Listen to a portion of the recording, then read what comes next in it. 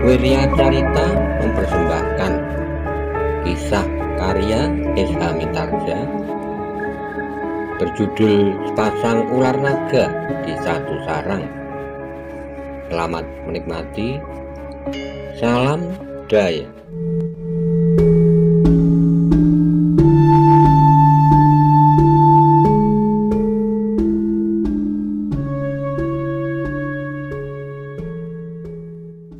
Monggo kula aturi subscribe, like, komen, saha share. Matur nuwun.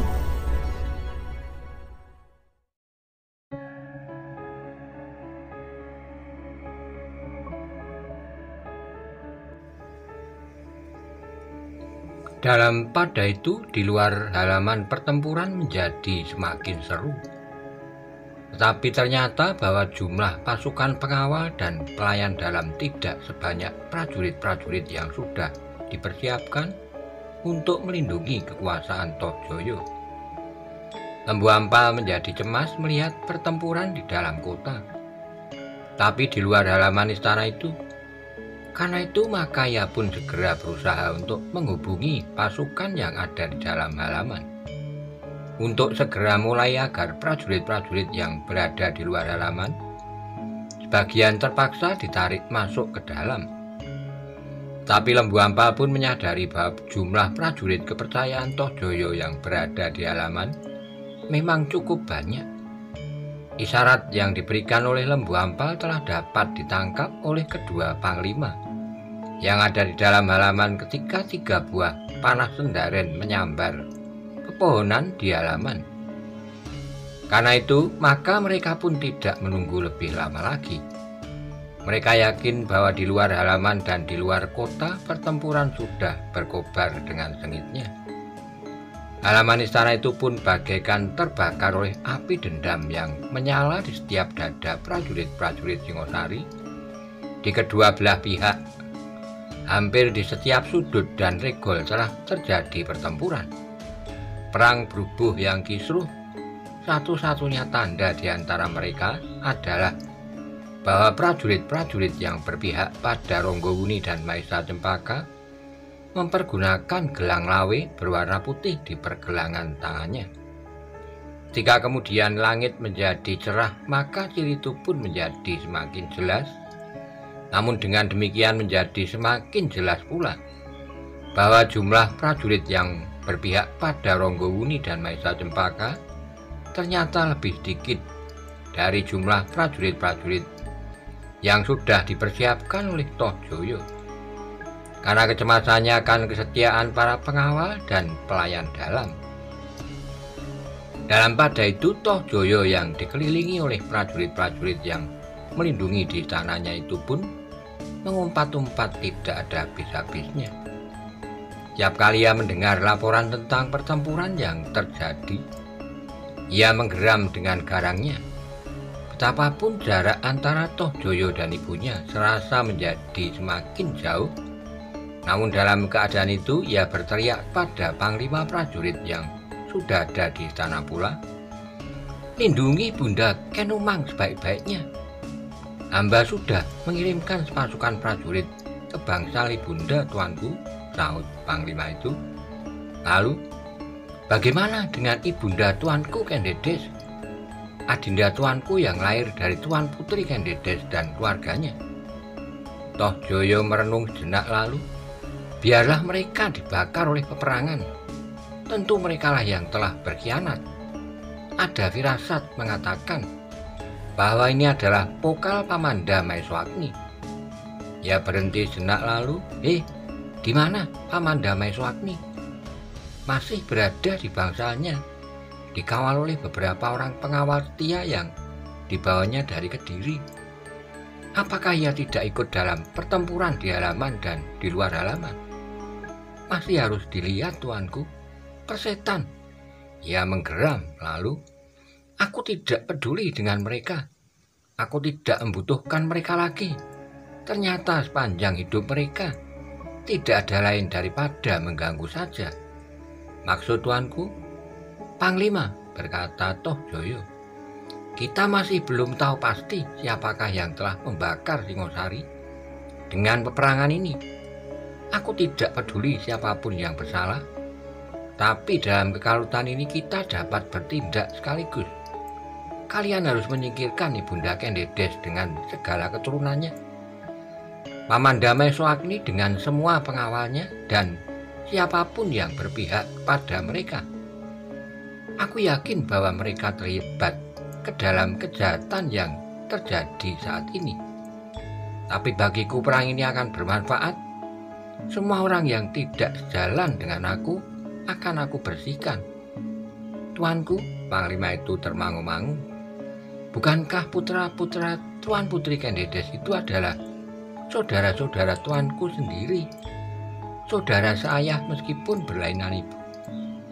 Aku tidak peduli. Mereka adalah orang-orang yang dengki dan jahat. Mereka tentu mengharap aku terbakar dalam api peperangan ini. Panglima itu tidak berani membantah lagi. Dalam keadaan yang demikian, hati Tohjoyo akan sangat mudah terbakar. Karena itu maka katanya, "Baiklah tuanku, semua perintah tuanku akan hamba laksanakan." Panglima itu pun kemudian keluar dari dalam biliknya, tetapi ia masih saja ragu-ragu akan perintah Tohjoyo. "Aku tidak peduli," akhirnya ia pun menggeran. "Aku sekedar menjalankan perintah. Mungkin memang merekalah yang telah mengasuh orang Rajasa dan Sinelir untuk memberontak. Sayang mereka adalah orang-orang yang dungu, yang tidak dapat membuat pertimbangan kekuatan. Orang-orang Sinelir dan Rajasa itu jumlahnya sama sekali tidak berarti dibandingkan dengan jumlah prajurit Singosari yang ada."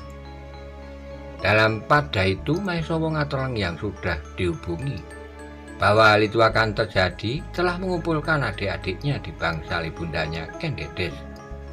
Di bawah pelindungan beberapa orang pengawal terpilih, mereka pun telah bersiap dengan senjata masing-masing untuk menghadapi segala kemungkinan.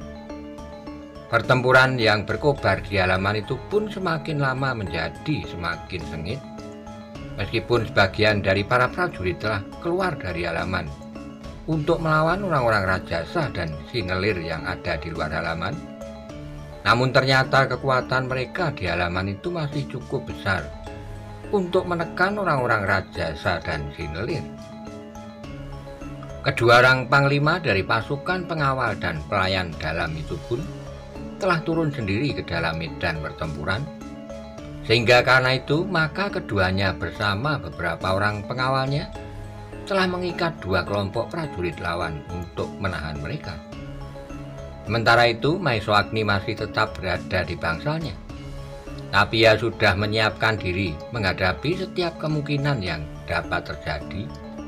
Ia sudah memerintahkan kepada pengawal-pengawalnya khususnya untuk memperhatikan isyarat yang akan diberikan oleh Maesa Wongateleng apabila keadaan memaksa. Namun ternyata bahwa sesuai dengan perintah Tohjoyo, kelompok prajurit pilihan telah menyerbu ke dalam bangsal itu. Bersamaan waktunya dengan kelompok yang lain yang menyerang bangsal Kendedes yang dipertahankan oleh pasukan pengawal dan pelayan dalam yang terpilih bersama Maesa Wongateleng dan adik-adiknya. Maesa Agni yang memang sudah siap itu pun segera memerintahkan pengawalnya untuk menyambut serbuan itu. Bukan saja orang Rajasa dan Sinelir, tetapi bahwa Maesa Agni sendiri bersama para pengawal khususnya telah berada di gerbang bangsalnya pula. "Bukan kita yang menyerang, tetapi Tohjoyo," berkata Maesa Agni. "Karena itu kita harus mempertahankan diri sebaiknya. Aku sendiri akan memimpin perlawanan itu di sini." Para pengawal dan pelayan dalam yang jumlahnya tidak begitu banyak itu pun menjadi berbesar hati. Mereka mengenal baik-baik siapakah Maesa Agni. Pertempuran di halaman yang menjadi semakin sengit itu pun menjadi bertambah-tambah lagi. Sekelompok prajurit telah menyerbu langsung ke pintu gerbang bangsal Maesa Agni. Tetapi para prajurit yang mempertahankan bangsal itu pun telah siap menyambut mereka. Beberapa orang pengawal khusus yang selama itu berada bersama Maeswagni segera berpencar. Selain tanda yang sudah disetujui bersama, gelang lawe wenang yang berwarna putih, maka di leher mereka masih tetap membelit sehelai kain putih sebagai pertanda bahwa perang yang mereka lakukan adalah perang tanpa mengenal surut. Yang mereka pilih adalah dua kemungkinan, menang atau mati, tanpa pilihan ketiga, mengundurkan diri. Demikianlah pertempuran telah pecah pula di depan bangsal Maeswagni. Seorang senopati yang memimpin prajurit-prajurit yang menyerang bangsal itu berusaha untuk sekaligus memukul para pengawal dan membinasakannya sebelum mereka sempat berbuat terlampau banyak. Tetapi para prajurit itu ternyata menjumpai perlawanan yang mengejutkan. Orang-orang berkalung sehelai kain putih itu ternyata langsung menyergap mereka dan menusuk ke dalam barisan prajurit-prajurit yang menyerang itu. Disusul oleh sergapan para prajurit dari pasukan pengawal dan pelayan dalam yang merasa dirinya seakan-akan telah mengenakan selembar kain putih melilit di leher mereka pula. Di antara mereka itu terdapat seorang yang untuk sejenak mengamati pertempuran itu dengan kening yang berkerut-merut. Sambil menarik napas dalam-dalam ia berkata pada diri sendiri, "Alangkah rakusnya manusia. Mereka yang mempunyai akal budi masih harus menyelesaikan persoalan di antara mereka dengan kekerasan. Seakan-akan manusia itu tidak dapat berbicara yang satu dengan yang lain untuk menyesuaikan kepentingan masing-masing." Namun kemudian Maeswagni meraba dadanya sendiri sambil berkata, "Termasuk aku sendiri." Maeswagni yang sedang merenung itu tiba-tiba terkejut ketika sebuah tombak terjulur ke dadanya. Dengan cekatan ia bergeser setapak sambil memiringkan tubuhnya. Namun dengan demikian ujung tombak itu meluncur tanpa menyentuh sasarannya sama sekali. Ketika orang yang menyerangnya itu kemudian menarik tombak pendeknya dan melangkah surut, maka Maeswagni pun melihat bahwa orang itu adalah senopati yang bertugas memimpin pasukan yang menyerang bangsalnya. Bersama dengan dua orang pengawalnya, mereka berusaha untuk mengurung Maeswagni agar tidak mengacaukan pasukannya yang sedang bertempur di muka bangsal itu. "Apakah kau menyadari apa yang kau lakukan?" bertanya Maeswagni. Senopati itu tidak menjawab. Dengan garangnya ia menyerang, disusul dengan gerakan beruntun dari kedua orang pengawalnya. Namun Maeswagni masih sempat mengelakkan serangan itu. Dengan sigapnya ia bergeser dan melompat, kemudian hampir di luar pengamatan lawannya. Ia sudah berada di luar kepungan ketiga orang itu. "Aku masih ingin berbicara," berkata Maeswagni yang belum memegang senjata apapun. "Apakah kalian mau mendengar?" Senopati itu sama sekali tidak menghiraukannya. Ia menyerang sekali lagi dengan dahsyatnya. Tetapi serangannya sama sekali tidak berarti. "Hentikan sejenak, aku akan berbicara," berkata Maeswagni pula. Tetapi senopati itu sama sekali tidak menghiraukannya. Ia semakin merasa terhina dengan sikap Maeswagni itu. Karena itu ia pun segera mempersiapkan diri untuk menyerangnya pula dengan tombak pendeknya. Namun dalam pada itu kedua pengawalnya menjadi heran melihat sikap Maeswagni. Ia sama sekali tidak memegang senjata apapun di medan perang yang semakin seru itu. Bahkan ia masih saja mengelak sambil berusaha untuk berbicara kepada lawannya. "Dengarlah," desis Maeswagni. "Tidak ada yang dibicarakan," teriak senopati itu. Lalu, "Bunuh semua orang Rajasa dan Sinelir. Bunuh semua pengawal berkalung kain putih itu. Aku akan membunuh Maeswagni." "Jadi kau tidak mau berbicara lagi?" bertanya Maeswagni. Senopati itu tidak menyaut, tetapi ia berteriak pada kedua pengawalnya, "Jangan tidur, orang ini harus dibunuh. Kalian tidak akan dapat membunuh aku," berkata Maeswagni. "Jika kau berkeras hati, maka kau dan seluruh anak buahmu akan terbunuh di sini." Persetan, jangan terlampau sombong. Akulah yang telah menaklukkan Kediri bersama Sri Rajasa, Bathara Sang Amura Bumi. Tidak ada orang lain yang dapat mengalahkan aku di seluruh Singosari.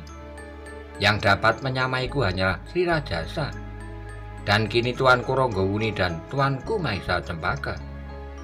Kata-kata itu menyentuh hati Senopati yang bersikap melawannya, membabi buta. Namun kemudian ia menggeram. Jangan sombong, kau pun akan mati. Aku adalah Senopati terpercaya. Aku mendapat tugas untuk membunuhmu dan kau jangan mencoba menakut-nakuti aku.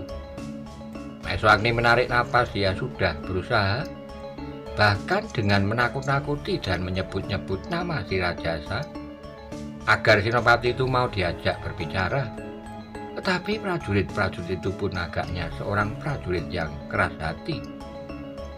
Karena itu tidak ada pilihan lain bagi Mahesa Agni daripada bertempur. Dan ia pun kemudian sudah siap untuk melakukannya setelah usahanya untuk berbicara sia-sia. Karena itulah maka Mahesa Agni pun kemudian menarik pedangnya yang disarungkannya di lambung kirinya. Sekejap kemudian maka Senopati pun telah mengulang serangannya bersama kedua pengawalnya, hampir bersamaan dari arah yang berlainan. Tetapi kini Mahesa Agni tidak lagi sekedar menghindar dan berlompatan. Ia sudah memegang senjata di tangannya. Karena itulah maka ia pun segera mempergunakannya. Dengan tangkasnya Mahesa Agni mengelak sekaligus menangkis serangan yang lain. Namun hampir di luar kemampuan pengamatan lawannya, pedang Mahesa Agni pun segera berputar. Sebuah benturan yang keras segera terjadi. Terdengar sebuah keluhan tertahan. Seorang dari ketiga lawan Mahesa Agni itu segera melompat mundur sambil memegangi pergelangan tangannya yang berdarah, sedang senjatanya telah terlempar beberapa langkah daripadanya. Menyingkirlah, geram Mahesa Agni. Jika kau tidak mendekat aku lagi dan tidak ikut campur dalam pertempuran ini, kau akan mendapat kesempatan hidup. Orang itu tidak menjawab, sementara itu lawan-lawan Mahesa Agni yang lain telah menyerangnya pula.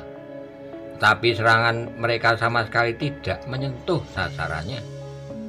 Orang yang terluka itu berdiri termangu-mangu, namun ketika dilihatnya seorang prajurit yang terkapar di tanah dengan sebuah tombak masih digenggamnya, maka ia pun segera mengut tombak itu. Sejenak ia termangu, kemudian dengan hati-hati ia mendekati Mahesa Agni. Tombak yang dipukutnya itu pun dipeganginya dengan tangan kirinya karena tangan kanannya yang terluka.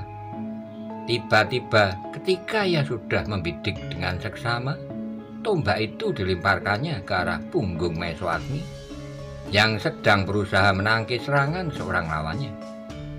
Tapi ternyata bahwa Mahesa Agni tidak lengah. Ia dapat melihat sekilas lontaran tombak itu sehingga ia sempat memiringkan tubuhnya sambil bergeser sejengkal. Tapi tombak itu tidak terlempar dengan sia-sia. Sejenak kemudian terdengar teriakan nyaring. Tombak itu ternyata telah terbunjam ke dalam perut kawan prajurit yang melontarkannya itu sendiri. Ketika orang itu terlempar dan terbanting di tanah untuk tidak bangkit lagi selama-lamanya. Gila, gila, prajurit yang melontarkan tombak itu berteriak. Kemarahan yang muncak telah mencekam otaknya, demikian pula Senopati yang bersama mereka telah melawan Mahesa Agni itu.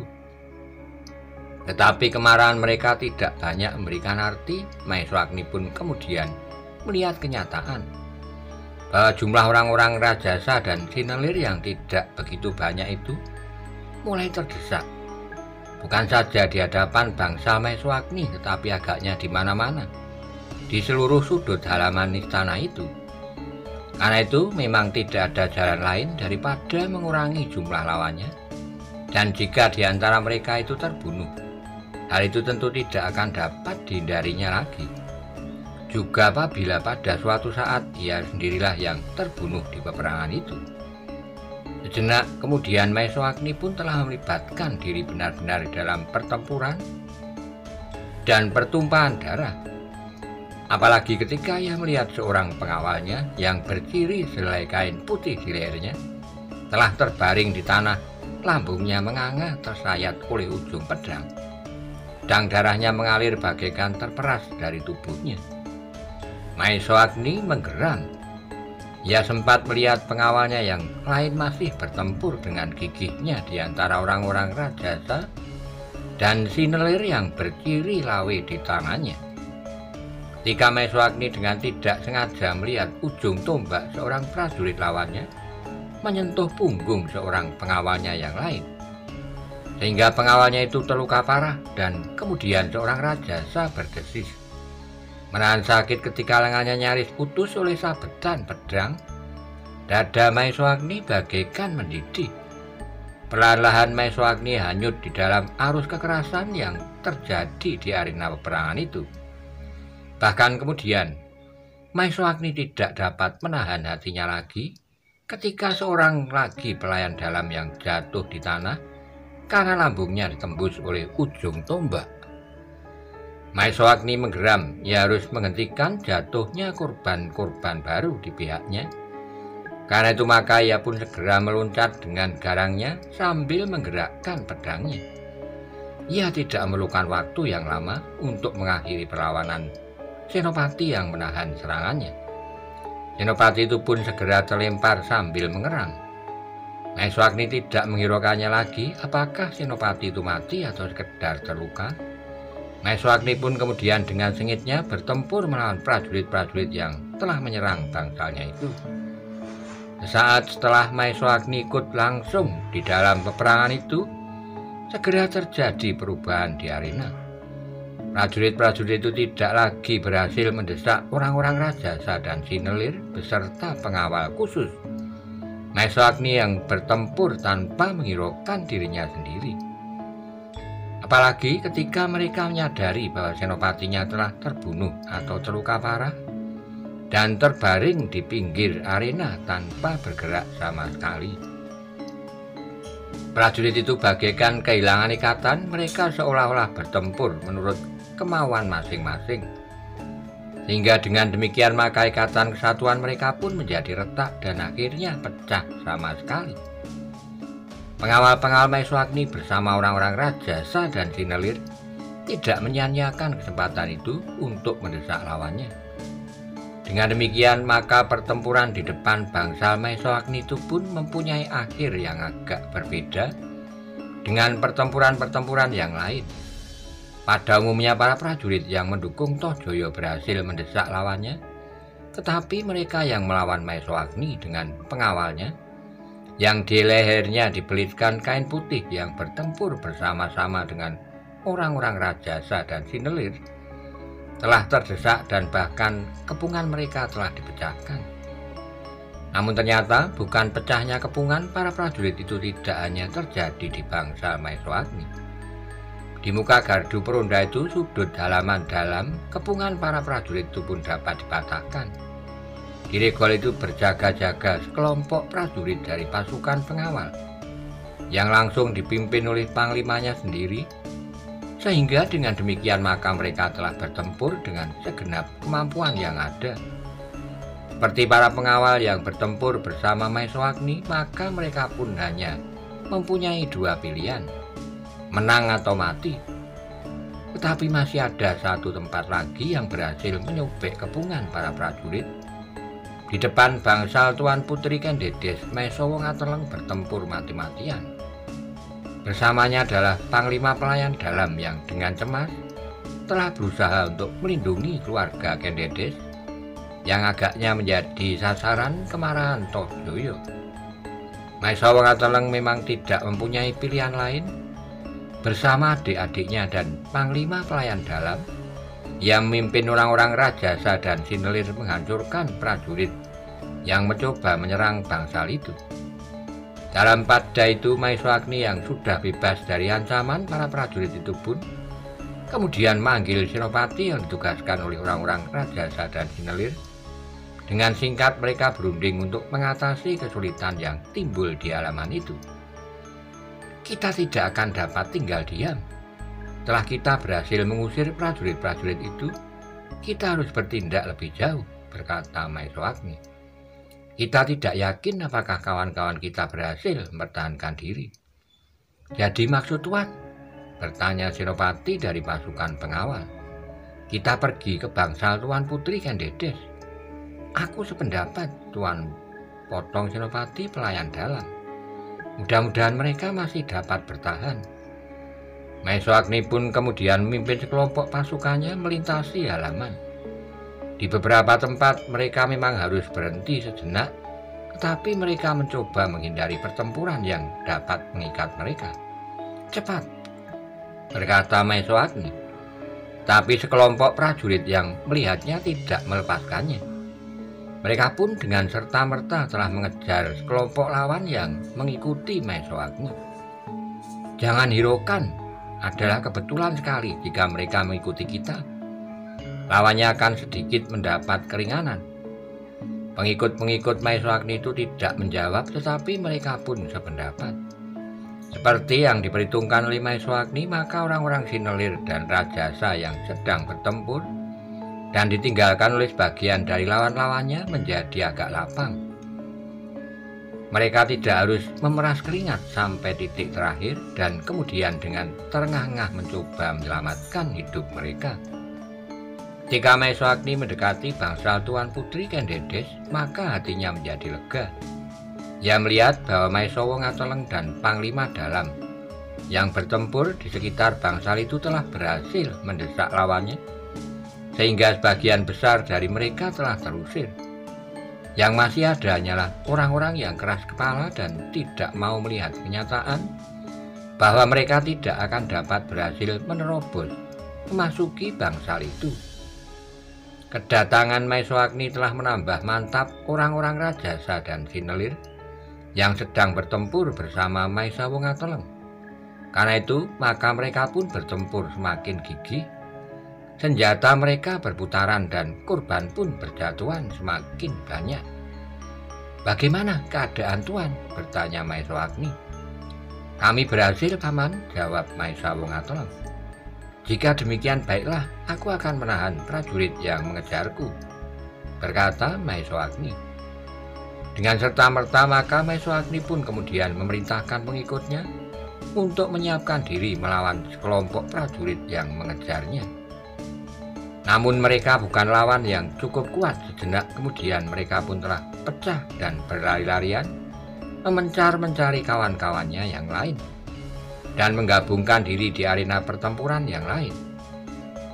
Dalam pada itu, Panglima pasukan pengawal pun telah meninggalkan tempatnya pula untuk menolong pasukan yang terdesak di beberapa bagian dari arena di halaman istana itu.